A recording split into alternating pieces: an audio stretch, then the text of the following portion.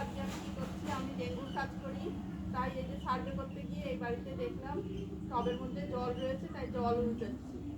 আমাদের ডেঙ্গুর এই কাজ সমস্ত কোথায় জল আছে সেগুলো পাত্রগুলো সব দেখতে হয়। এই দেখো আমি এখন জঙ্গলের মধ্যে ঢুকে পড়ছি, এখানে জল আছে একটু, এই জলটা উল্টে দিচ্ছি। আর মানুষজনকে বলতে হয় যাতে কোনো জায়গায় জল জমিয়ে না রাখে। এখানে জঙ্গলের মধ্যে এখানে চটি বস্তা, এর মধ্যে এটাতে জল আছে, আমি উল্টে দিচ্ছি। আর আমি ভিডিও দিতে পারছি না, কারণটা কি জানো?